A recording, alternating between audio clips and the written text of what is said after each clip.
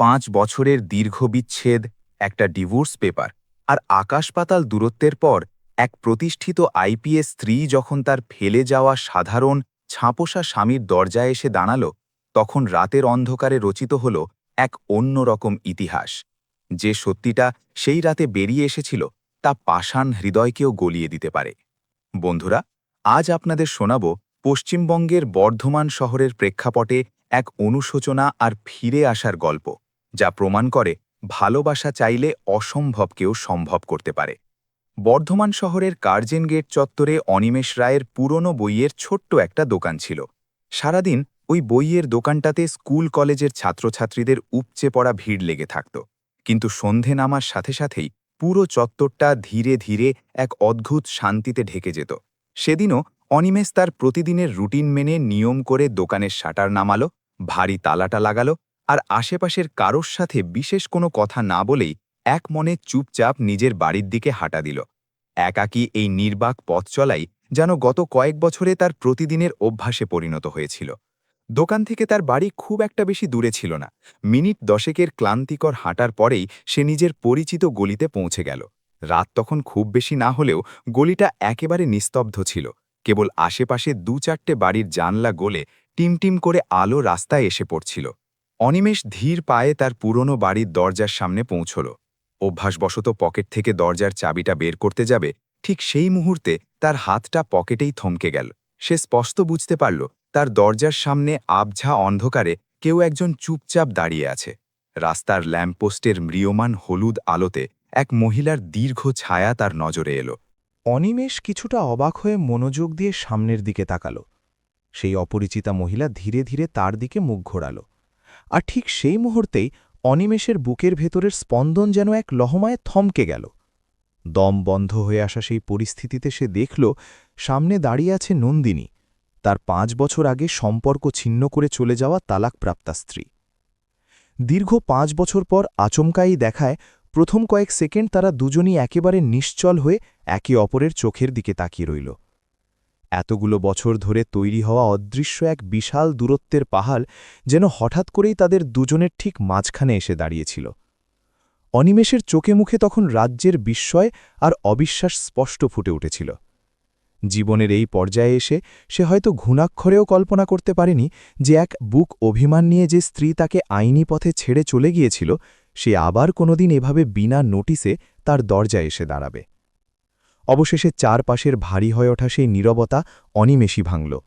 গলার স্বর যথাসম্ভব শান্ত রেখে কোনোরকম আবেগ প্রকাশ না করেই সে জিজ্ঞেস করল, তুমি আজ হঠাৎ এখানে কেন এসেছ? নন্দিনী কয়েকটা মুহূর্ত একদৃষ্টে অনিমেষের দিকে তাকিয়ে রইল। একজন সফল আইপিএস অফিসার হিসেবে তার চেহারায় সেই কাঠিন্য এবং আত্মবিশ্বাসের ছাপ স্পষ্ট ছিল, যা আজ তার নতুন পরিচয়। কিন্তু তা সত্ত্বেও তার চোখের গভীরের এক অদ্ভুত শূন্যতা আর ক্লান্তি লুকিয়ে রাখা যাচ্ছিল না। একটু সময় নিয়ে সে অত্যন্ত ধীর অথচ স্পষ্ট গলায় বলল, কারণ আজ আমার তোমাকে এমন একটা কথা বলার আছে, যে কথাটা গত 5টা বছর ধরে পাথর হয়ে আমার বুকের ভেতর আটকে আছে। অনিমেষ কয়েক সেকেন্ড নিষ্পলক দৃষ্টিতে তার দিকে তাকিয়ে রইল। তারপর আর কোনো দ্বিরুক্তি না করে দরজার মোর্চে ধরা তালায় চাবি ঘুরিয়ে দরজাটা খুলে দিল। ছোট্ট করে শুধু বলল, ভেতরে এসো। নন্দিনী অত্যন্ত সন্তর্পণে ধীর পায়ে বাড়ির ভেতরে প্রবেশ করল। ঘরের চারপাশটা চোখ বুলিয়ে দেখল সে। পুরো ঘরটা প্রায় হুবহু তেমনই রয়ে গেছে, ঠিক যেমনটা 5 বছর আগে সে নিজে হাতে সাজিয়ে রেখে গিয়েছিল। কোণার দিকে সেই পুরনো পড়ার টেবিল, সেই অতি পরিচিত কাঠের চেয়ার আর সেই বড় জানলাটা, যেই জানলার পাশে বসে একসময় নন্দিনী তার আইপিএস হওয়ার স্বপ্ন নিয়ে ঘণ্টার পর ঘণ্টা এক টানা পড়াশুনো করত। বেশ কিছুক্ষণ ধরে তার বিষণ্ণ চোখজোড়া পুরো ঘরের আনাচে কানাচে পুরনো স্মৃতি হাতড়ে বেড়াচ্ছিল। ঠিক তখনই ভেতরের দিকের ঘর থেকে ভারী গলার একটা আওয়াজ ভেসে এলো, অনিমেষ, এত রাতে দরজায় কে এসেছে রে? কথার রেশ কাটতে না কাটতেই অনিমেষের মা কল্যাণী দেবী ঘর থেকে বাইরে বেরিয়ে এলেন। কিন্তু বসার ঘরে দাঁড়িয়ে থাকা নন্দিনীর ওপর নজর পড়তেই তার পা যেন মেঝের সাথে আটকে গেল। তাকে দেখে কল্যাণী দেবীর চেহারায় প্রথমে তীব্র বিস্ময় ফুটে উঠল, কিন্তু পরক্ষণেই সেই বিস্ময় জায়গা করে নিল চরম ক্ষোভ আর রাগের। তিনি অত্যন্ত কড়া এবং তীক্ষ্ণ গলায় বলে উঠলেন, তুমি তুমি এখানে কি করতে এসেছ? মায়ের উঁচু গলা শুনে ভেতরের ঘর থেকে অনিমেষের ছোট ভাই সুমনও তড়িঘড়ি বেরিয়ে এলো।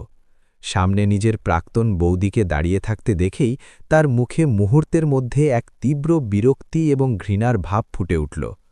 ঠোঁটের কোণায় একটা তাচ্ছিল্যের হাসি ফুটিয়ে তুলে সে ব্যঙ্গ করে বলে উঠল, আরে বাহ, এ তো রীতিমতো অবাক করা ব্যাপার।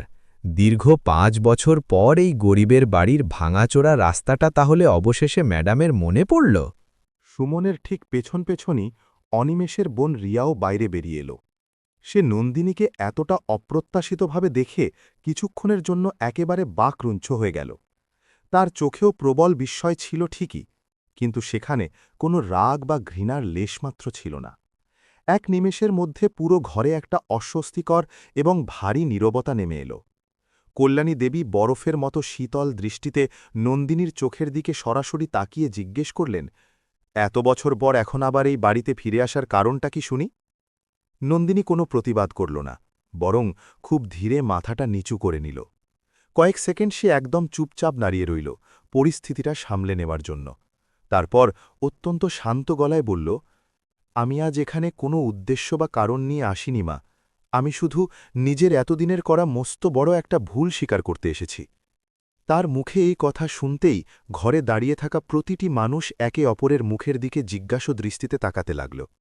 সুমন আর নিজেকে সামলাতে পারল না, সঙ্গে সঙ্গেই ফুঁসে উঠে বলল, ওহো, এতদিনে তাহলে নিজের ভুলের কথা মনে পড়ল? সেদিন যখন পুলিশ আর উকিল নিয়ে এই বাড়ি ছেড়ে চিরতরে চলে যাচ্ছিলে, তখন তো তোমার খুব তাড়া ছিল। রিয়া পরিস্থিতি শান্ত করার জন্য খুব আস্তে করে সুমনের হাত ধরে বলল, দাদা প্লিজ, অন্তত আজকের দিনে এমন কড়া কথা বলিস না। কিন্তু সুমন তাতেও চুপ করার পাত্র নয়। সে গলা আরেকটু চুড়িয়ে বলল, আমি কি কিছু মিথ্যে বলছি নাকি?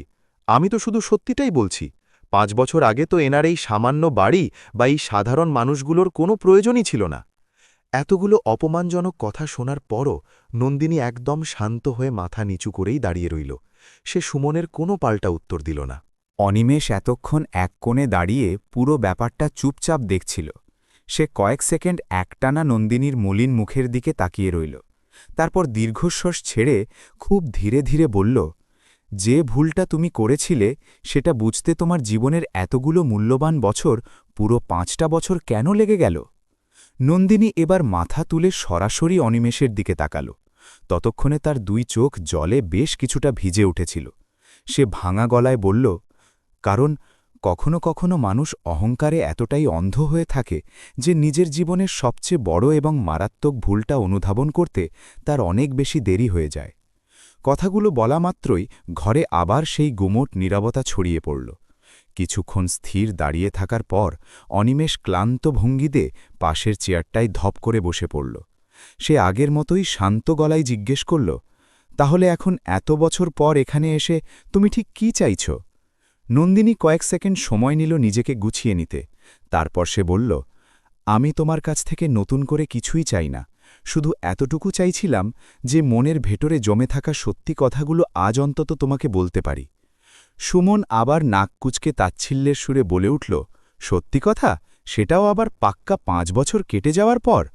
নন্দিনী এবার সুমনের দিকে ফিরেও তাকাল না বা তার কথায় কান দিল না। সে অনিমেষের দিকে তাকিয়েই খুব ধীরে ধীরে বলল, হ্যাঁ, জানি অনেক দেরি হয়ে গেছে, তবুও ৫ বছর পরই।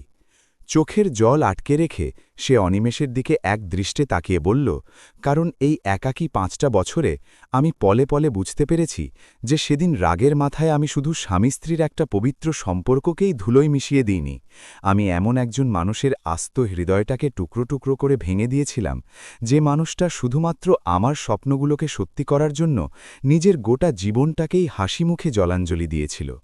তার মুখের এই আত্মস্বীকৃতি শুনে ঘরের ভেতরের নীরবতা যেন আরও কয়েকগুণ গভীর আর ভারী হয়ে উঠল। কথাগুলো শুনে রিয়ার নিজের চোখেই টলটলে জল চলে এলো। কল্যাণী দেবীর চেহারায় ফুটে থাকা সেই প্রাথমিক রাগ আর কঠোর ভাবটাও যেন চোখের পলকে কিছুটা নরম হয়ে এলো। কিন্তু অনিমেষের মধ্যে কোনো হেলদোল দেখা গেল না। সে এখনও আগের মতোই ভাবলেশহীন মুখে শান্ত হয়ে বসেছিল। বেশ কয়েক সেকেন্ড পর সে নিচের দিকে তাকিয়েই খুব ধীরে ধীরে বলল, 5টা বছর কিন্তু সত্যিই অনেকটা দীর্ঘ সময় নন্দিনী। নদীর জল অনেক দূর গড়িয়ে গেছে, আর এত দীর্ঘ সময়ে মানুষের জীবনের অনেক কিছুই পুরোপুরি বদলে যায়। নন্দিনী তার বিষণ্ণ চোখ জোড়া দিয়ে অনিমেষের চোখের দিকে তাকিয়ে বেদনার্ত স্বরে পাল্টা প্রশ্ন করল, জীবনের এমন কি এতটা বদলে যেতে পারে, যার জন্য একজন মানুষ তার সবচেয়ে আপন আর পুরনো জায়গাটাও চিরতরে হারিয়ে ফেলে? নন্দিনীর করা এই মর্মস্পর্শী প্রশ্নের পর পুরো ঘর জুড়ে আবার সেই দম বন্ধ করা ভারী নীরবতা ছেয়ে গেল। অনিমেষ বেশ কিছুক্ষণ তার দিকে শূন্য দৃষ্টিতে তাকিয়ে রইল, কিন্তু তার মুখের পেশি এতটাই শক্ত ছিল যে তার চেহারার কোনো আবেগ বা হাবভাব বোঝা সাধারণ মানুষের পক্ষে সত্যিই খুব কঠিন ছিল। যেন সে নিজের বুকের খুব গভীরে যন্ত্রণার একটা গোটা মহাসমুদ্রকে জোর করে চেপে বসে আছে। সুমন কিছুটা দূরে দেওয়ালে হেলান দিয়ে হাত গুটিয়ে দাঁড়িয়েছিল, এবং তার চেহারায় এখনও আগের সেই চরম তাচ্ছিল্য আর রাগের মিশ্রণ প্রকট ছিল। অন্যদিকে রিয়া উৎকণ্ঠিত হয়ে তার চোখ বারবার একবার তার দাদার দিকে আর একবার নন্দিনী বৌদির দিকে ঘোরাচ্ছিল। দীর্ঘ নীরবতার জাল ছিন্ন করে অনিমেষ অবশেষে অত্যন্ত ধীর অথচ গম্ভীর গলায় উত্তর দিল, সময়ের সাথে সাথে কখনো কখনো শুধু মানুষের থাকার জায়গায় বদলায় না নন্দিনী, পরিস্থিতির চাপে পড়ে আস্ত মানুষগুলো ভেতর থেকে পুরোপুরি বদলে যায়। তার বলার ভঙ্গিটা খুব শান্ত হলেও সেই কয়েকটা শব্দের মধ্যে লুকিয়ে থাকা অভিমান আর বেদনার গভীরতা মাপার মতো ছিল না। নন্দিনী কিছুক্ষণ তার দিকে স্তব্ধ হয়ে তাকিয়ে রইল, তারপর নিজের হার স্বীকার করে নেবার মতো ধীরে ধীরে আবার মাথাটা নিচু করে নিল। সুমন আর নিজেকে আটকাতে না পেরে সঙ্গে সঙ্গে বলে উঠল, আর এমনটা বদলে যাওয়াই তো উচিত। যারা নিজের স্বার্থের জন্য ভালোবাসার মানুষদের ছুঁড়ে ফেলে বাড়ি ছেড়ে চলে যায়, তাদের এমন পরিণতি হওয়াই সবচেয়ে বেশি ঠিক। তার গলার স্বরে সেই আগের কটাক্ষ আর বিষোদ্গার সমান মাত্রায় মিশেছিল। রিয়ার সহ্য করতে না পেরে তৎক্ষণাৎ সুমনের দিকে কড়া চোখে তাকাল এবং ধমকের সুরে বলল, দাদা, তুই এবার একটু থামবি? চোখের সামনে দেখতে পাচ্ছিস মানুষটা অনুতপ্ত, অন্তত আজ তো তুই এমন নিষ্ঠুর কথাগুলো বলিস না। সুমন নিজের কাঁধটা একবার ঝাঁকিয়ে বিরক্তির সাথে বলল, আমি ভুলটা কি বললাম? আমি তো শুধু বাস্তব সত্যিটাই তুলে ধরছি। কিন্তু এবার কল্যাণী দেবী নিজে সুমনের দিকে একটা কড়া ধমকের দৃষ্টিতে এক দৃষ্টে তাকালেন। মায়ের সেই চোখ রাঙানি দেখে সুমন আর কোনো কথা না বাড়িয়ে সঙ্গে সঙ্গে চুপ করে গেল। নন্দিনী এই সমস্ত কথা হজম করে কয়েক সেকেন্ড একদম চুপচাপ মূর্তির মতো দাঁড়িয়ে রইল। তারপর সে অত্যন্ত ধীরে ধীরে ভাঙা গলায় বলতে শুরু করল, আমি খুব ভালো করেই জানি যে 5 বছর পর আজ এই বাড়িতে পা রাখার আমার আর বিন্দুমাত্র কোনো অধিকার অবশিষ্ট নেই। তবে বিশ্বাস করো, আমি এখানে আজ নতুন করে কোনো সম্পর্কের আশা বা প্রত্যাশা নিয়েও ফেলে আসিনি। তার প্রতিটি উচ্চারিত শব্দে এক অদ্ভুত মানসিক ক্লান্তি ঝরে পড়ছিল। মনে হচ্ছিল যেন বছরের পর বছর ধরে বুকের খাঁচায় জমিয়ে রাখা না বলা কথাগুলো আজ বাঁধ ভেঙে একটানা বেরিয়ে আসতে চাইছে। অনিমেষ এখনও নিজের চেয়ারে পাথরের মতো শান্ত হয়ে বসেছিল। সে দৃষ্টি না সরিয়েই ধীরে ধীরে জিজ্ঞেস করল, যদি কোনো আশাই না থাকে, তাহলে মিছিমিছি আজ এত রাতে এই পুরনো ঠিকানায় কেন এসেছ? নন্দিনী চোখ তুলে তার দিকে তাকাল। তার চোখ দুটো তখন কান্নায় টলটল করছিল, কিন্তু অনেক কষ্টে নিজের আবেগকে সে কোনো মতে সামলে রেখেছিল। সে ধরা গলায় বলল, কারণ আজ যদি আমি নিজের ইগো ভেঙে এখানে না আসতাম, তাহলে নিজের ভেতরের দহনে আমি হয়তো সারা জীবন নিজেকে কিছুতেই ক্ষমা করতে পারতাম না। বসার ঘরে উপস্থিত প্রতিটি মানুষ পিনপতন নিস্তব্ধতার মধ্যে তার কথাগুলো খুব মন দিয়ে শুনছিল। নন্দিনী দীর্ঘশ্বাস নিয়ে আরও বলল, ঠিক 5 বছর আগে যেদিন আমি রাগের মাথায় এই ঘর থেকে বেরিয়ে গিয়েছিলাম, তখন আমার ঘোরতর মনে হয়েছিল যে আমি হয়তো আমার জীবনের সবচেয়ে সঠিক সিদ্ধান্তটাই নিয়েছি। আমার মনে হয়েছিল তোমাদের এই সাদামাটা বাড়িতে আমার মতো উচ্চাকাঙ্ক্ষী মেয়ের হয়তো কোনো যোগ্য জায়গাই নেই, এবং সব কিছু ছেড়ে ছুড়ে এখান থেকে চিরতরে চলে যাওয়াই বোধহয় আমার জন্যে সবচেয়ে ভালো রাস্তা ছিল। কল্যাণী দেবী এক মনে তার এই কথাগুলো শুনলেন, কিন্তু তিনি মুখে কোনো উত্তর দিলেন না, বা টু শব্দটিও করলেন না। তবে তার বলিরেখা পড়া চেহারায় পুরনো দিনের কথা ভেবে হালকা একটা অস্বস্তির ছাপ স্পষ্টভাবে ফুটে উঠছিল। নন্দিনী অত্যন্ত ধীর গলায় তার কথা চালিয়ে গেল, কিন্তু চরম বাস্তব সত্যিটা হলো, এখান থেকে চলে যাওয়ার পর থেকে আমার জীবনের কোনো কিছুই আর আগের মতো স্বাভাবিক বা সহজ হয়নি। সে আপন মনে একবার জানলার বাইরের অন্ধকারের দিকে তাকিয়ে বলল, আমি একা হয়ে যাওয়ার পর নিজেকে আমার ডিউটি আর কাজের মধ্যে এতটাই আষ্টপিষ্টে জড়িয়ে নিয়েছিলাম যে ভেবেছিলাম সময়ের সাথে সাথে আমি পুরনো সব কিছু বেমালুম ভুলে যাব। কিন্তু কাজের মাঝে প্রতিবার যখন কোনো সাধারণ ছাত্রকে রাস্তার ধারে বই নিয়ে একমনে পড়তে দেখতাম, তখন অকারণেই আমার সেই ফেলে আসা পুরনো দিনগুলোর কথা বড্ড বেশি করে মনে পড়ে যেত। যখন আমি ঠিক এই ঘরের কোণে বসেই ঘণ্টার পর ঘণ্টা স্বপ্ন পূরণের জন্যে পড়াশোনা করতাম, আর তুমি আমার খেয়াল রাখতে। কথাগুলো শুনতে শুনতে রিয়ার চোখ বেয়ে জলের ধারা নেমে এসেছিল। সে অত্যন্ত আবেগপ্রবণ হয়ে ফিসফিস করে বলে উঠল, বৌদি। নন্দিনী চোখের জল মুছে ঠোঁটের কোণে একটা ম্লান হাসির রেখা টেনে রিয়ার দিকে তাকাল। তারপর আবার বলল, আর ঠিক প্রতিটা বার আমার মনের ভেতর কেবল একটাই কথা বার হাতুড়ির মতো আঘাত করত, যে এই স্বার্থপর পৃথিবীতে হয়তো অন্তত একজন মানুষ এমন ছিল, যে কিনা আমার দেখা স্বপ্নগুলোকে নিজের জীবনের সমস্ত স্বপ্নের চেয়েও অনেক বেশি মূল্য আর গুরুত্ব দিয়ে ভালোবেসেছিল। ভালোবাসায় মোড়ানো এই কথাগুলো শুনে অনিমেষ এতক্ষণ পর হালকা করে নিজের মাথাটা ওপরের দিকে তুলল। তার উদাস চোখে মাত্র এক মুহূর্তের জন্য সেই পুরনো দিনের ফেলে আসা স্মৃতির একটা মিষ্টি ঝলক যেন বিদ্যুতের মতো খেলে গেল। কিন্তু সে নিজেকে নিয়ন্ত্রণ করে সঙ্গে সঙ্গেই আবার আগের মতো কঠিন আর শান্ত হয়ে গেল। সুমন নিজের জায়গা থেকে এখনও পুরোপুরি চুপ করে থাকতে পারল না। সে একটু বিরক্ত হয়েই বলল, অতীত তো অতীতই, এখন এত বছর পর এসব নাটকীয় কথা বলে আর কীই বা বদলাবে। নন্দিনী এবার সরাসরি সুমনের দিকে তাকিয়ে শান্তভাবে উত্তর দিল, তুমি ঠিকই বলেছ সুমন, হয়তো আজ আর কিছুই বদলাবে না, কিন্তু নিজের কাছে নিজের করা অন্যায়ের সত্যিটা অন্তত একবার হলেও মেনে নেওয়াটা খুব বেশি জরুরি ছিল। এই কথার পর ঘরে আবার কয়েক মিনিটের জন্য এক অদ্ভুত নীরবতা নেমে এলো। নন্দিনী আরও একটু ধীরে ধীরে বলতে শুরু করল, আমি আইপিএস হওয়ার পর এই দীর্ঘ 5 বছরে জীবনে অনেক নাম, যশ, সম্মান অর্জন করেছি। সমাজের অসংখ্য মানুষ আমাকে সম্মানের চোখে দেখে, আমার প্রতিটি কথা বাধ্য হয়ে শোনে। কিন্তু আমার জীবনের সবথেকে বড় সত্যিটা হল, সেই সমস্ত পাওয়ার মাঝে, সেই ভিড়ের মাঝেও আমার বুকে একটা বিরাট বড় শূন্যতা সব সময় খা খা করে রয়ে গেছে। সে গভীর চোখে অনিমেষের দিকে তাকিয়ে বলল, কারণ সাফল্যের চূড়ায় বসেও আমার সব সময় শুধু এটাই মনে হতো যে নিজের অহংকারের বশে আমি আমার জীবনের সবচেয়ে খাঁটি এবং পবিত্র সম্পর্কটাকে সম্পূর্ণ নিজের হাতেই গৌণ করে দিয়েছি। রিয়া এবার আর নিজেকে ধরে রাখতে না পেরে ডুকরে কাঁদতে শুরু করেছিল। সে ফুঁপিয়ে ফুঁপিয়ে ধীর গলায় দাদাকে বলল, দাদা, প্লিজ মান অভিমান ছাড়, বৌদি কিন্তু একদম সত্যি কথাই বলছে। সুমন এবার আর পাল্টা কোনো তির্যক মন্তব্য করল না। হয়তো ধীরে ধীরে সেও ভেতর থেকে উপলব্ধি করতে শুরু করেছিল যে দুটো মানুষের ভেতরের আবেগের এই ব্যাপারটা আসলে ততটাও জলের মতো সহজ নয়, যতটা সে বাইরে থেকে বিচার করে ভাবত। নন্দিনী আবার তার শান্ত গলার স্বর বজায় রেখে বলল, আমি আজ এখানে কখনো এই জন্য ছুটে আসিনি যে আমার একটা কথায় জাদুর মতো সবকিছু আগের মতো সুন্দর হয়ে যাবে। আমি জানি যে হয়তো বাস্তব জীবনে এখন আর তেমনটা হওয়া কোনোভাবেই সম্ভব নয়।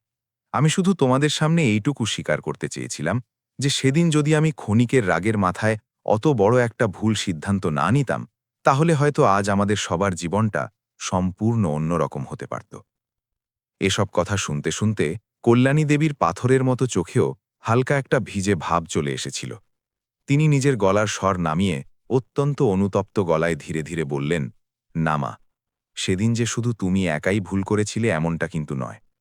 মায়ের মুখে হঠাৎ এমন কথা শুনে ঘরে উপস্থিত সবাই চমকে উঠে অবাক দৃষ্টিতে তার দিকে তাকাতে লাগল। তিনি আরও ধীর গলায় বললেন, সেদিন রাগের বশে আমিও তোমাকে এমন অনেক কঠোর আর কটু কথা শুনিয়ে বলে দিয়েছিলাম, যেগুলো একজন মা হিসাবে আমার হয়তো কোনোদিনও তোমাকে বলা উচিত হয়নি। নন্দিনী বিস্মিত হয়ে তার শাশুড়ি মায়ের দিকে তাকাল। সে হয়তো নিজের কল্পনাতেও কখনো আশা করেনি যে কল্যাণী দেবী নিজে থেকে কখনো তার কাছে এমনভাবে নিজের ভুলের কথা স্বীকার করবেন। কিন্তু এত আবেগঘন পরিবেশের মধ্যেও ঘরের ভেতরে সবচেয়ে বেশি শান্ত আর নির্বিকার এখনও অনিমেষই ছিল। সে কারোর কথায় কোনো উত্তর না দিয়ে ধীরে ধীরে নিজের চেয়ার থেকে উঠে দাঁড়াল এবং আস্তে আস্তে হেঁটে জানলার গ্রিলের কাছে গিয়ে দাঁড়াল। বেশ কয়েক সেকেন্ড সে বাইরের ঘুটঘুটে অন্ধকারের দিকে এক দৃষ্টে তাকিয়ে রইল, যেন সে উত্তরের খোঁজ করছে ওই আধারে। তারপর সে বাইরের দিকে তাকিয়েই খুব ধীরে ধীরে ভারী গলায় বলল, যে অধ্যায়গুলো আজ থেকে পাক্কা ৫ বছর আগে আইনি কাগজে সই করে পুরোপুরি শেষ হয়ে গেছে, সেই পুরনো মরা কথাগুলো আজ আবার কবর খুঁড়ে নতুন করে শুরু করার আদৌ কি কোনো মানে বা যৌক্তিকতা আছে? নন্দিনী তার কথার রেশ ধরে অত্যন্ত ধীর গলায় উত্তর দিল, আমি জানি হয়তো এর সত্যিই কোনো মানে নেই, কিন্তু জীবনের পাতায় কিছু কথা এমন অবধারিত হয়ে যায় যা পরিষ্কার করে না বলে মানুষ মনের শান্তিতে সামনের দিকে এক পাও এগিয়ে যেতে পারে না। তার বলার প্রতিটি ভঙ্গিতে একটা প্রবল মানসিক ক্লান্তি লুকিয়েছিল, যেন দীর্ঘ ৫ বছর ধরে বুকের পাঁজরে চেপে রাখা না বলা অজস্র শব্দগুলো আজ মুক্তির স্বাদ পেয়ে বাইরে বেরিয়ে আসতে চাইছে। অনিমেষ জানলা থেকে মুখ ঘুরিয়ে তার দিকে শান্ত চোখে তাকাল, কিন্তু সে মুখে আর নতুন করে কোনো কথাই বলল না। নন্দিনী চোখের পলক না ফেলেই আরও বলল, আমি খুব ভালো করেই জানি যে কাঁচের পাত্র একবার হাত থেকে পড়ে টুকরো টুকরো হয়ে ভেঙে গেছে তা আবার আগের মতো জোড়া লাগানো কতটা কঠিন, কিন্তু বিশ্বাস করো, কখনো কখনো একজন মানুষের জীবনে এটা বুঝতে সত্যি বড্ড বেশি দেরি হয়ে যায় যে সে নিজের বোকামির জন্য জীবনের সবচেয়ে দামি কী সম্পদটা চিরতরে হারিয়েছে। কথাগুলো বলতে বলতে তার গলার স্বর ধীরে ধীরে আবেগে আর কান্নায় কাঁপতে শুরু করেছিল, কিন্তু সে খুব কষ্টে ঢোক গিলে নিজেকে আবার সামলে নিল। সুমন মায়ের ঝামক খেয়ে এতক্ষণ বেশ চুপচাপই ছিল, কিন্তু এই কথা শুনে সে আবার বলে উঠল। সে তীক্ষ্ণ গলায় বলল, যদি এত বড় জ্ঞানটাই শেষমেশ বুঝতে পেরেছিলে, তাহলে সেটা ঠিক ৫ বছর আগে এই বাড়ি থেকে চলে যাওয়ার দিন কেন বোঝনি? তার গলার স্বরে এখনও আগের মতো সেই হালকা ব্যঙ্গ আর অভিযোগের সুর লুকিয়েছিল। রিয়া দাদাকে আবার থামানোর জন্য হাত বাড়াল, কিন্তু তাকে থামানোর আগেই নন্দিনী নিজেই খুব শান্ত আর ধীর স্বরে সুমনের প্রশ্নের উত্তর দিল। কারণ সে সময় আমার চোখে শুধু আমার কেরিয়ার আর অন্ধ রাগের পর্দা টানা ছিল। সে একটা দীর্ঘশ্বাস ফেলে বলল, আর তুমি তো জানোই, মাত্রাতিরিক্ত রাগের মাথায় মানুষ প্রায়ই নিজের অজান্তে এমন সব বিধ্বংসী সিদ্ধান্ত নিয়ে ফেলে, যার পরিণতির জন্য পরে তাকে সারা জীবন শুধু বসে বসে আফসোসই করতে হয়। তার এই কথার পর পুরো ঘরে আবার কিছুক্ষণের জন্য এক অখণ্ড নীরবতা ছেয়ে গেল। নন্দিনী নিজের মনেই ধীরে ধীরে আক্ষেপের সুরে বলতে লাগল, যেদিন আমি নিজের ব্যাগ গুছিয়ে এখান থেকে গিয়েছিলাম তখন আমার বারবার মনে হয়েছিল আমি একেবারে ঠিক কাজটাই করেছি। আমার মনে হয়েছিল যদি আমি তোমাদের জীবন থেকে চিরতরে সরে যাই তবে তোমাদের এবং আমার সবার জন্যই বাঁচাটা অনেক বেশি সহজ হয়ে যাবে। কিন্তু নির্মম সত্যিটা হল, সেদিনের পর থেকে আমার বা তোমাদের কারোর জন্যই কোনো কিছুই আর সহজ বা স্বাভাবিক হয়নি। সে আবার একবার জানলার বাইরের দিকে তাকিয়ে নিজেকে সান্ত্বনা দেওয়ার সুরে বলল, আমি নিজেকে দিনরাত আমার ডিউটি আর কাজের ফাইলে এত বেশি জড়িয়ে ফেলেছিলাম যে ভেবেছিলাম একসময় সব পুরনো কথা ভুলে যাব। কিন্তু কাজের মাঝে প্রতিবার যখন কোনো সাধারণ ছাত্রকে রাস্তার ধারে বই নিয়ে এক মনে পড়তে দেখতাম, তখন বুকের ভেতর মোচড় দিয়ে আমার সেই পুরনো ফেলে আসা দিনগুলোর কথা মনে পড়ে যেত, যখন আমি ঠিক এই ঘরে বসেই নিজের ভবিষ্যতের জন্যে পড়াশোনা করতাম। রিয়ার দুচোখ আবার নতুন করে জলে ভরে এসেছিল। সে ধরা গলায় আবার ডাকল, বৌদি।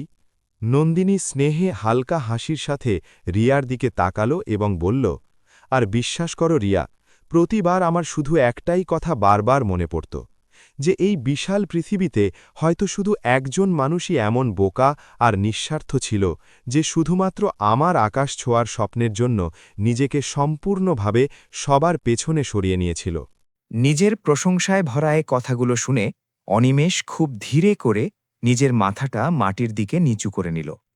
তার বিধ্বস্ত চেহারায় এখন আর কোনো রাগ বা অভিমানের ছাপ ছিল না, কিন্তু তার ক্লান্ত চোখে পুরনো ভালোবাসার স্মৃতির একটা হালকা ঝলক যে উকি মারছিল তা খুব সহজেই বোঝা যাচ্ছিল। কল্যাণী দেবী এতক্ষণ চুপচাপ দাঁড়িয়ে সবার কথা শুনছিলেন। তিনি অত্যন্ত ধীর ও অনুতপ্ত গলায় বললেন, সেদিন যদি আমরা সবাই মিলে রাগের বশে চিৎকার না করে একটুখানি ধৈর্য ধরতাম, তাহলে হয়তো সাজানো গোছানো এই ছোট্ট ঘরটা এভাবে তাসের ঘরের মতো ভেঙে টুকরো টুকরো হতো না। তার কাঁপা গলায় একটা গভীর অনুশোচনা আর আক্ষেপের সুর স্পষ্ট শোনা যাচ্ছিল। সুমন মায়ের মুখে এই আক্ষেপের কথা শুনল তো সেও যেন কিছুক্ষণের জন্য একদম চুপসে গেল। হয়তো এতক্ষণ পর তারও নিজের বলা সেদিনের সেই বিষাক্ত কথাগুলোর কথা ভেবে বিবেকে দংশন হচ্ছিল।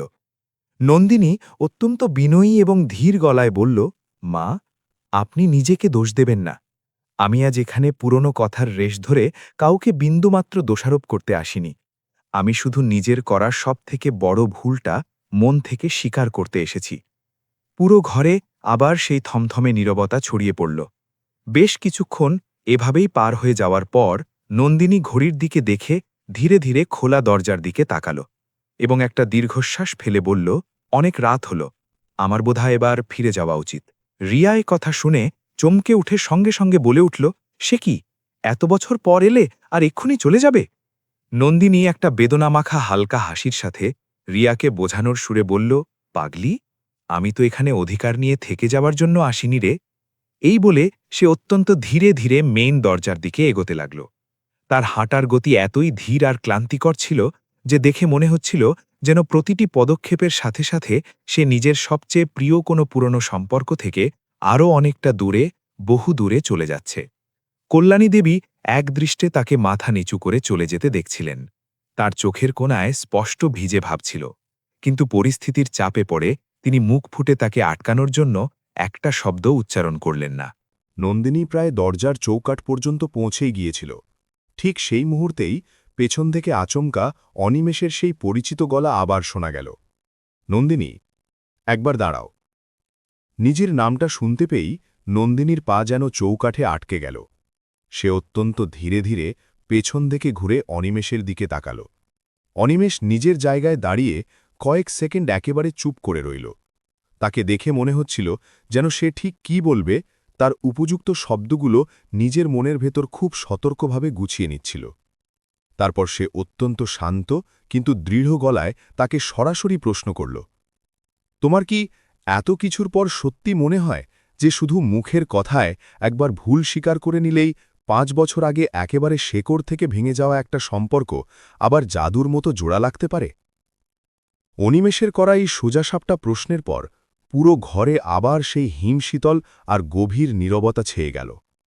নন্দিনী দরজার একদম কাছে নিষ্পন্দ হয়ে দাঁড়িয়েছিল এবং তার ভেজা চোখ দুটো সোজা অনিমেষের চোখের দিকে স্থির ছিল। তার চেহারায় কোনো রকম অস্বস্তি বা উত্তর দেওয়ার কোনো তাড়াহুড়ো ছিল না। দেখে মনে হচ্ছিল যেন সে এই কঠিন প্রশ্নের সম্মুখীন হবে সেটা জেনেই উত্তরটা আগে থেকেই নিজের মনের ভেতর সাজিয়ে নিয়ে এসেছিল। রিয়া এবং কল্যাণী দেবী দুজনেই রুদ্ধশ্বাসে চুপচাপ দাঁড়িয়ে পুরো কথোপকথন শুনছিলেন। অন্যদিকে সুমনকে এই প্রথমবার ঘটনার শুরু থেকে এতটা পুরোপুরি শান্ত আর মনোযোগী দেখা যাচ্ছিল। নন্দিনী অত্যন্ত ধীর গলায় উত্তর দিল, না অনিমেষ, আমার আদৌ তা মনে হয় না। তার গলার স্বর ছিল একদম শান্ত আর স্থির। আমি খুব ভালো করেই জানি, কাঁচের মতো ভেঙে যাওয়া একটা সম্পর্ক শুধু একটা সরি কথায় কখনো জোড়া লাগে না। তবে কখনো কখনো মনের ভেতরে চেপে রাখা সত্যি কথাটা বলে দেওয়া বড্ড জরুরি হয়ে দাঁড়ায়, শুধুমাত্র এই কারণেই যাতে একজন অপরাধী মানুষ অন্তত নিজের মনের ভারী বোঝাটা একটু হলেও নামিয়ে শান্তিতে শ্বাস নিতে পারে। অনিমেষ স্থির দৃষ্টিতে কিছুক্ষণ তার চোখের দিকে তাকিয়ে রইল।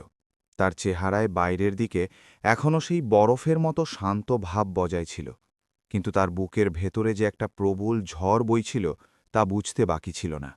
সে ধীর গলায় জিজ্ঞাসা করল, তার মানে তুমি কি আজকে এখানে শুধুমাত্র নিজের মনের বোঝা হালকা করতেই ছুটে এসেছ?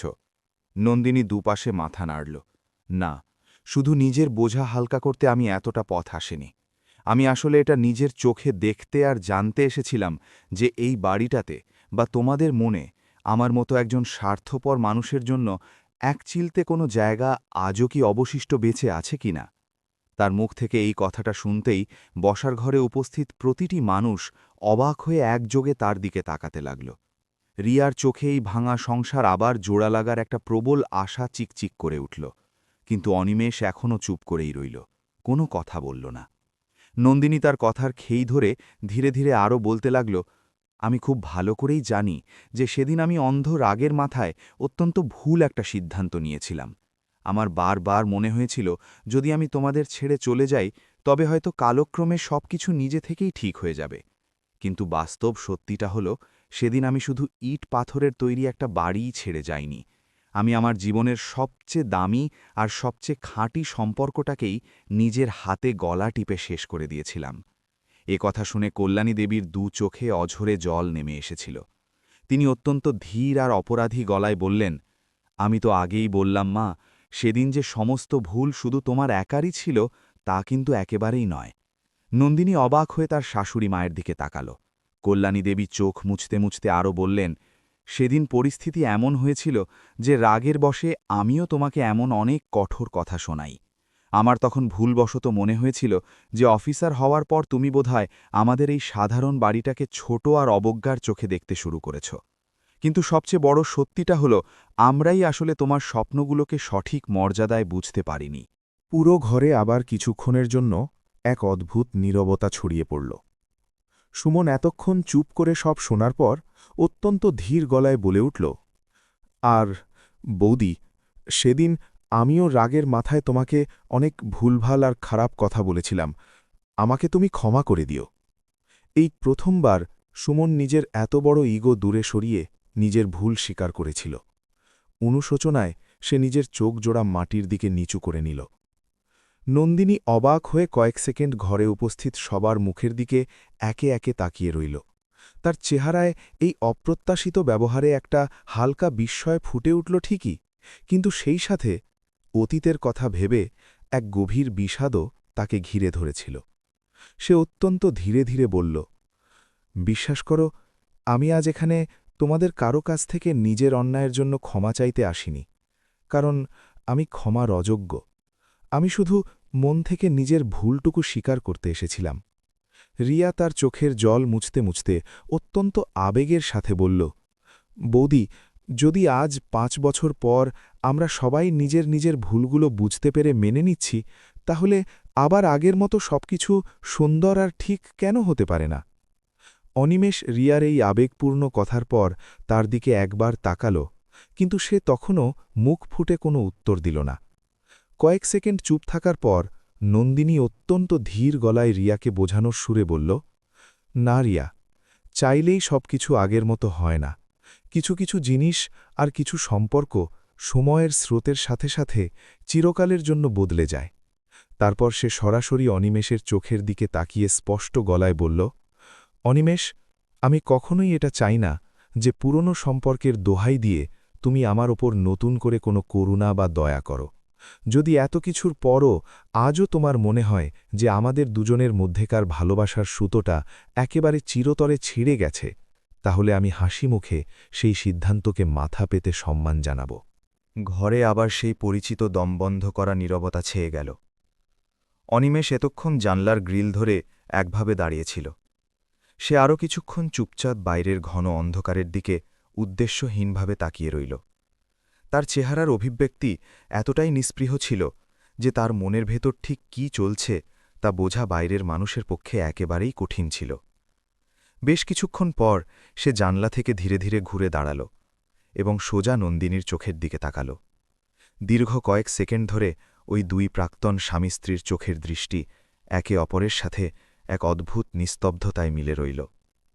নীরবতা ভেঙে অনিমেষ খুব শান্ত আর গম্ভীর গলায় বলল, নন্দিনী, আজ থেকে 5 বছর আগে, সেদিন যখন তুমি ডিভোর্স পেপারে সই করে সব সম্পর্ক চুকিয়ে এই বাড়ি থেকে চলে গিয়েছিলে, তখন কিন্তু আমি তোমাকে একবারের জন্যও বাধা দিইনি বা থামানোর বিন্দুমাত্র চেষ্টা করিনি।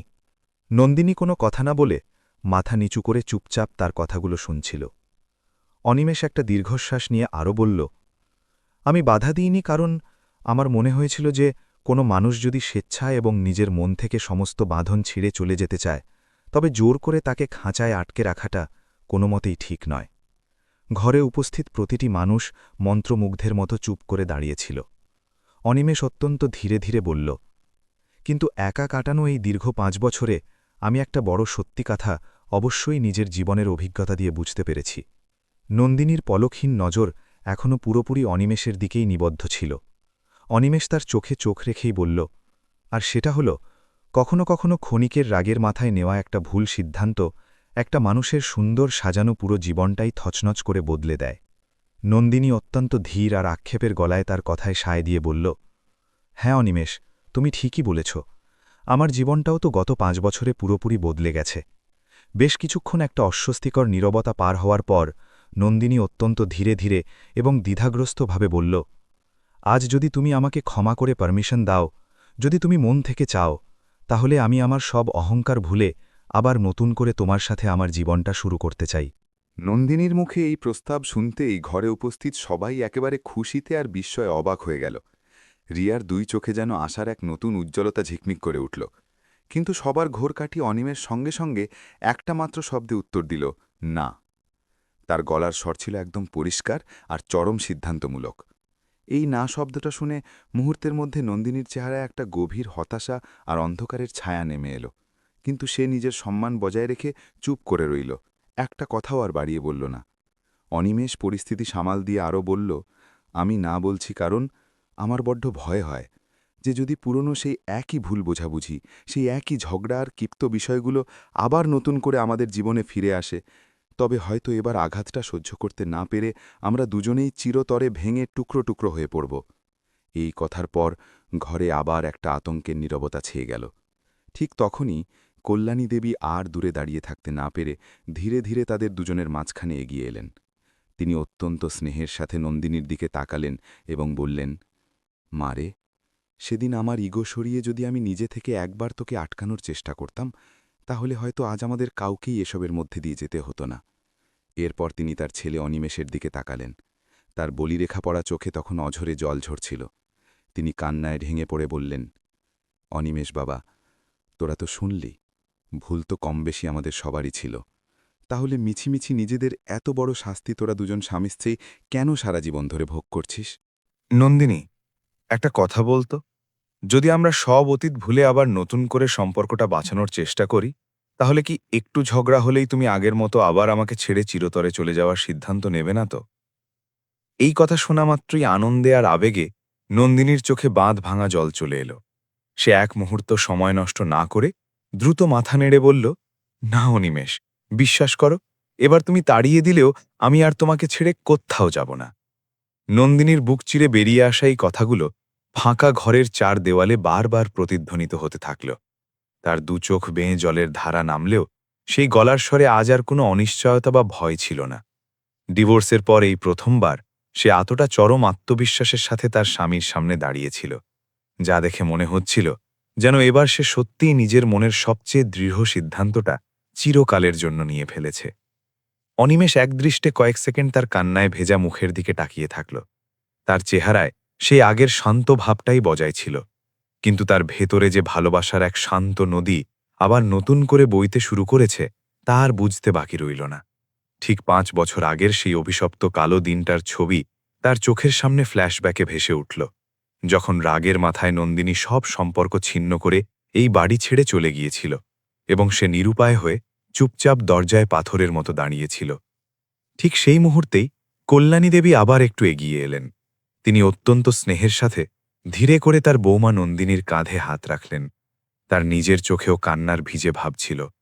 তিনি অনুশোচনার সুরে আবার বললেন, মারে, সেদিন আমার অহংকার দূরে সরিয়ে যদি আমি তোকে আটকানোর চেষ্টা করতাম, তাহলে হয়তো আমার এই সাজানো ঘরটা কখনোই এভাবে ভাঙত না। নন্দিনী ছলছল চোখে তার শাশুড়ি মায়ের দিকে তাকাল। কান্নায় তার গলা বুঝে আসছিল বলে সে মুখে কিছু বলতে পারল না। এরপর কল্যাণী দেবী আবার অনিমেষের দিকে তাকিয়ে একই কথা বোঝানোর সুরে বললেন, শোন বাবা অনিমেষ, ভুল আমাদের সবার তরফ থেকেই হয়েছিল, কিন্তু সেই সামান্য ভুলের এত বড় আর কঠিন শাস্তি তোরা দুজন কচি ছেলে মেয়ে কেন শুধু শুধু সারা জীবন ভোগ করবি? পুরো ঘরে আবার এক পবিত্র নীরবতা ছেয়ে গেল। অনিমেষ কোনো কথা না বলে ধীরে ধীরে পায়ে হেঁটে একদম নন্দিনীর মুখোমুখি এসে দাঁড়াল। দীর্ঘ 5 বছর পর দুজনের চোখ যেন সব অভিমান ভুলে একে অপরের চোখের গভীরে মিলিত হল। এই 5 বছরে জমানো কষ্ট, পাহাড় প্রমাণ ভুল বোঝাবুঝি আর হাজারো অসম্পূর্ণ না বলা কথাগুলো যেন সেই এক জাদুকরী মুহূর্তে তাদের চোখের সামনে আয়নার মতো এসে দাঁড়াল। অনিমেষ অত্যন্ত ধীর আর আবেগঘন গলায় বলল, নন্দিনী, বিশ্বাস করো, আমি আমার জীবনের শত চেষ্টাতেও আজও তোমার চলে যাওয়ার সেই অভিশপ্ত দিনটা কিছুতেই ভুলতে পারিনি। অনুতপ্ত নন্দিনী নিজের মাথা নিচু করে নিল। অনিমেষ তার হাতটা ধরে আরও বলল, কিন্তু এই 5 বছরে একা থাকতে থাকতে আমি একটা কথা খুব ভালো করে বুঝেছি, যে রাগের মাথায় নেওয়া একটা সিদ্ধান্ত নিতে শুধু এক মুহূর্তের সময় লাগে, কিন্তু সেই ভুলের মাসুল হিসেবে পাওয়া কষ্টটা সারা জীবন ধরে একটা মানুষের বুকে জ্বলে। কয়েক সেকেন্ড তার হাত ধরে থাকার পর সে অত্যন্ত ধীরে নরম সুরে বলল, আজ সব অতীত মুছে ফেলে যদি আমরা আবার নতুন করে বাঁচার চেষ্টা করি, তাহলে কি এবার তুমি জীবনের শেষ দিন পর্যন্ত সত্যি সত্যি আমার সঙ্গ দেবে? এই কথা শুনে নন্দিনীর চোখ থেকে অঝোর ধারায় আনন্দের জল বইতে লাগল। সে এক মুহূর্তও সময় নষ্ট না করে দ্রুত মাথা নেড়ে সম্মতির সুরে বলল, হ্যাঁ অনিমেষ, হ্যাঁ, এবার তুমি তাড়িয়ে দিলেও আমি তোমায় ছেড়ে আর কোথাও যাব না। এই মিলন দেখে কল্যাণী দেবী এবং রিয়া দুজনের চোখেই স্বস্তির আর পরম আনন্দের জল চলে এলো। এতক্ষণ ধরে চুপ করে দাঁড়িয়ে সব কিছু দেখা সুমনও যেন আজ একটা বড় শিক্ষা পেল। হয়তো সেও আজ নিজের জীবনে এই প্রথমবার এটা খুব গভীরভাবে বুঝতে পেরেছিল যে একটা ভালোবাসার সম্পর্ক রাগের বশে এক নিমেষে ভেঙে ফেলা কতটা সহজ, কিন্তু ভাঙা কাঁচের টুকরোর মতো সেই সম্পর্ককে আবার আগের মতো জোড়া লাগানো ঠিক ততটাই কঠিন। এরপর কেটে গেছে বেশ কয়েকটা মাস। বর্ধমানের কার্জন গেট চত্বরের কাছে থাকা সেই পুরনো আর ছোট শিব মন্দিরটায় সকালের পরিবেশ ছিল অত্যন্ত স্নিগ্ধ আর শান্ত। সাত সকালেই মন্দিরে তেমন কোনো দর্শনার্থীর ভিড় ছিল না। অনিমেষ এবং নন্দিনী আজ আবার সব বাধা পেরিয়ে একে অপরের সামনে পাশাপাশি দাঁড়িয়েছিল। এবার তাদের এই মিলনে সমাজে কোনো লোক দেখানো জাঁকজমক ব্যাপার ছিল না, আত্মীয়দের কোনো কোলাহল বা ভিড় ছিল না। সেখানে ঈশ্বরের সামনে কেবল দুজন অনুতপ্ত মানুষ দাঁড়িয়েছিল, যারা নিজেদের অতীত জীবনের সমস্ত ভুল বুঝতে পেরে সব অহংকার দূরে সরিয়ে আবার একসাথে পথ চলার পবিত্র সিদ্ধান্ত নিচ্ছিল। মন্দিরের বয়স্ক পুরোহিত মশাই শুভ মন্ত্র উচ্চারণ করলেন এবং অনিমেষ গভীর ভালোবাসার সাথে নন্দিনীর শূন্য স্মৃতিতে আবার নতুন করে লাল সিঁদুর পরিয়ে দিল। পাক্কা ৫ বছর আগে আইনি কাগজে যেই পবিত্র সম্পর্ক নির্মমভাবে ভেঙে টুকরো টুকরো হয়ে গিয়েছিল, তা আজ ঈশ্বরের আশীর্বাদে এবং সত্যিকারের ভালোবাসার জোরে আবার চিরকালের জন্য জোড়া লেগে গেল। বন্ধুরা, আজকের এই আবেগপূর্ণ গল্প থেকে আমরা জীবনের একটা অনেক বড় শিক্ষা পাই। শিক্ষাটা হলো, কখনো কখনো আমাদের এই ছোট্ট জীবন আমাদের ভুল শুধরে নেওয়ার জন্য একটা দ্বিতীয় সুযোগ অবশ্যই দেয়, কিন্তু সেই মূল্যবান সুযোগটাকে সঠিক সময়ে চিনে নেওয়ার জন্য মনের মধ্যে চরম সততা এবং নিজের ভুল স্বীকার করার মতো অসীম সাহস, এই দুটোরই বড্ড বেশি প্রয়োজন হয়। যে কোনো সম্পর্কই হয়তো ক্ষণিকের রাগের বশে নিমেষে ভেঙে ছারখার হয়ে যেতে পারে, কিন্তু যদি দুই পক্ষের মনেই একে অপরের প্রতি সত্যিকারের ভালোবাসা আর মানবতা বেঁচে থাকে, তাহলে বিশ্বাস করুন, হাজার টুকরো হয়ে ভেঙে যাওয়া সম্পর্ক একদিন ঠিকই আবার জোড়া লাগতে পারে। কিন্তু আজকের গল্প শেষে এখন আপনাদের সবার কাছে আমার একটা ছোট্ট প্রশ্ন রইল। নন্দিনী কি ৫ বছর পর তার স্বামীর কাছে ফিরে এসে একেবারে ঠিক কাজ করেছে, নাকি তার আর কোনোভাবেই অনিমেষের সাজানো জীবনে নতুন করে ফিরে আসা উচিত হয়নি? আর আপনারা যদি আজ অনিমেষের জায়গায় থাকতেন, তবে কি আপনারা আপনাদের তালাকপ্রাপ্তা স্ত্রীকে সব ভুলে এমন একটা দ্বিতীয় সুযোগ দিতেন? কমেন্ট করে অবশ্যই জানাবেন আজকের এই পরিস্থিতিতে আপনি কাকে সঠিক বলে মনে করেন, অনিমেষকে নাকি নন্দিনীকে? আপনাদের এক একটি মূল্যবান মতামত আমাদের কাছে এই গল্পের চেয়েও অনেক অনেক বেশি গুরুত্বপূর্ণ। আর হ্যাঁ, যদি আজকের এই গল্পটি আপনাদের হৃদয়কে সত্যি সত্যি ছুঁয়ে থাকে, তাহলে ভিডিওটি অবশ্যই আপনার প্রিয়জনদের সাথে শেয়ার করবেন এবং এমন বাস্তব জীবনের সত্যি আবেগপূর্ণ গল্প প্রতিদিন শোনার জন্য আমাদের চ্যানেল কালাম ভয়েসকে অবশ্যই সাবস্ক্রাইব করে পাশে থাকবেন। আজকের মতো বিদায় নিচ্ছি, আবার আপনাদের সাথে দেখা হবে পরের ভিডিওতে সম্পূর্ণ নতুন এবং রোমাঞ্চকর একটি গল্পের সাথে। ভালো থাকবেন।